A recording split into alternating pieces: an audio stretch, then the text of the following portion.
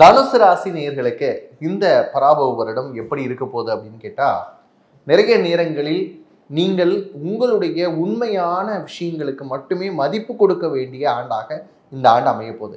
ஏங்க இவ்வளவுதான் சொல்றீங்க அப்படின்னு நீங்க கேட்கலாம். ஏன்னா பொதுவாகவே வந்து பார்த்தீங்கன்னா, அர்த்தாட்டம சனி நடந்துகிட்டு இருக்கக்கூடிய காலகட்டம். அதாவது நாலுல சனி இருக்கக்கூடிய காலகட்டம். இப்போ குரு எங்க வராரு அப்படின்னு பார்த்தீங்கன்னா, மிதுனத்துல இருந்து அப்படியே கடகத்துக்கு வராரு. அப்ப என்ன ஆகுது? 8ஆம் வீட்டில் குரு பயணிக்கிறார் அப்படிங்கிறப்ப மறைவு ஸ்தானத்துல குரு வரார். அப்ப குருவினுடைய அருள் அப்படிங்கிற விஷயம் கொஞ்சம் மறைந்து போகக்கூடிய தன்மை இருக்கு. கவலைப்படாதீங்க. இங்க 4ல சனி இருந்து 8ல குரு இருந்தாலும் கூட உங்களை காப்பாற்றி விடுறதுக்காக உங்களுடைய முயற்சி ஸ்தானம் அப்படின்னு சொல்லக்கூடிய 3ஆம் இடத்துல ராகு இருக்கார். ராகு முயற்சி ஸ்தானத்துல இருந்தா என்ன பண்ணுவாரு? நிறைய விஷயங்களை நீங்க எதெல்லாம் முயற்சி பண்றீங்களோ அதெல்லாம் நடக்க வைப்பார். நிறைய பிரம்மாண்டமா நடக்க வைப்பார். அப்ப அவர் உங்களுக்கு ஃபேவரா இருக்கிறார். அதே மாதிரி 9ஆம் இடத்துல இருக்கக்கூடிய கேது நிறைய பாக்கியங்களை ஞானத்தின் வாயிலாக கொடுக்க போறார்.